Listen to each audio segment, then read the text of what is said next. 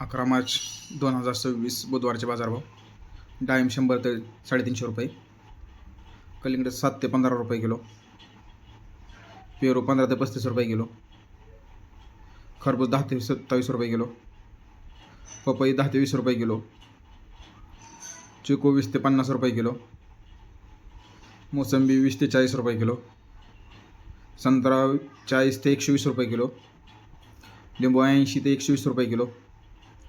अंजीर 50 ते 210 रुपये किलो, ॲपल 15 ते 50 रुपये किलो,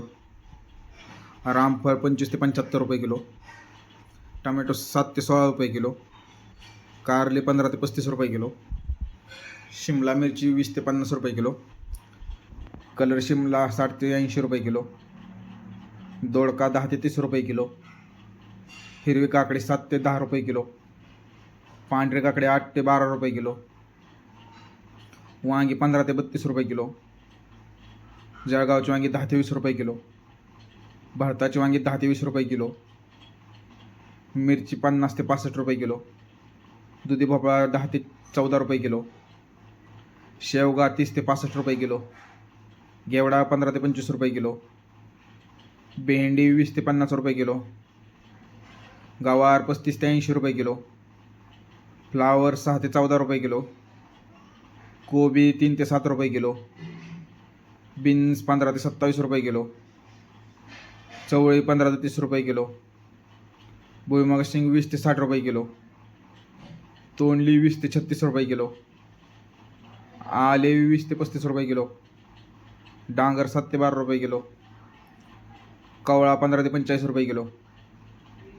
बीट 5 ते 8 रुपये किलो, मुळा 5 ते 15 रुपये गड्डी, गाजर 10 ते 25 रुपये किलो,